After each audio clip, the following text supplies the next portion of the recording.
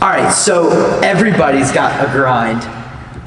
Yeah. You always are grinding. A weekly grind, a weekly routine. Yeah, and rhythms are great, and we want to help you with those rhythms, and we recognize that sometimes checklists are great because we live in a busy world. So we create every single week a checklist for you with a blurb of what's coming down this week, and it looks just like this. For those of you that are coming on board with us, this is how it's going to look. It might change over the years, but this is how it looks currently. What you'll see is you'll see a blurb, you'll see a little write-up of what's happening in the series happening that week, and then you've got the main key scriptures, and then after that you have a checklist, which is awesome.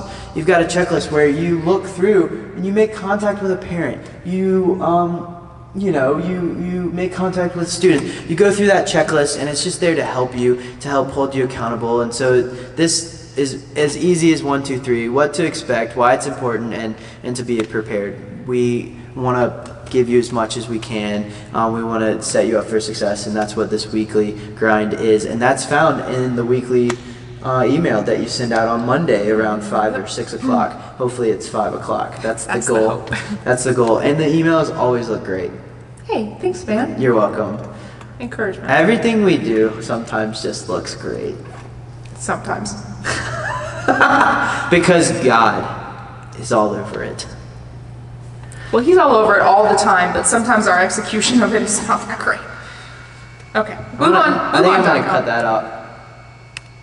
Boop. All right, so small group etiquette is huge. Here's the biggest things that we want you to make sure you understand. If you're coming on as a new small group leader, get your notes out right now, because this is like very important. V important, like what the girls say these days. So here's the deal. When you're a small group leader, we don't want you to necessarily teach, we want you to lead. So lead, don't teach. Got it?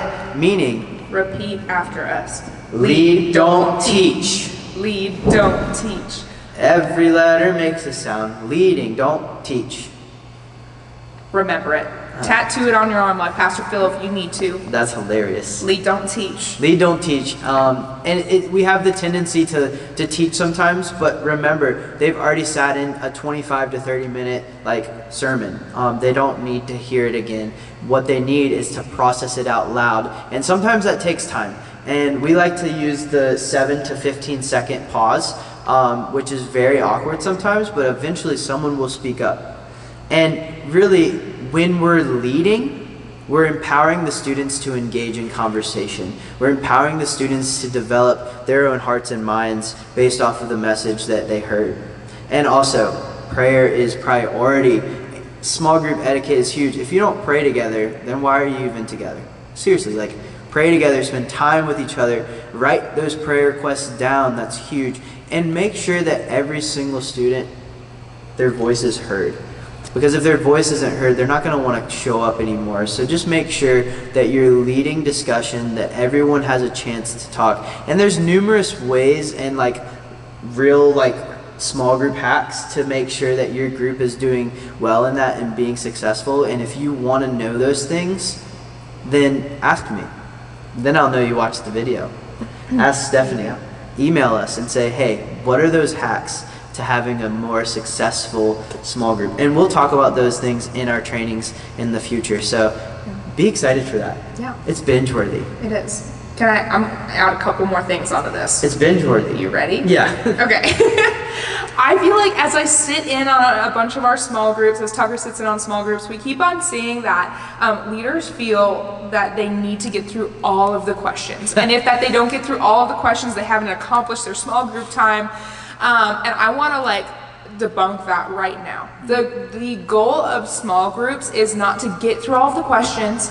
The group of small groups is to see students engaging in material. And so if the students are stuck on question number 4 and they just want to sit in that all night long and they keep on having good things to say, don't cut them off. Let them lean into that. Lead them through that. Yeah. Don't try to get them through all the material. That's not important. We just want them to engage, and we want them to be met where they're at. So make sure that you are doing that. And I also say it's great to have a time in the beginning of small group to just say like, hey, what are the highs and the lows from this week? Like what's going on in everybody's lives?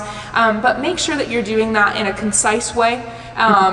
We want to be relational, but if your entire 45-minute small group time is composed of 30 minutes of chatting about how someone's grandma's cat kicked the bucket last week, and then you talk about Jesus for 5 minutes, and then like you don't even get a chance to pray, you haven't actually accomplished the goal of small group. Boy.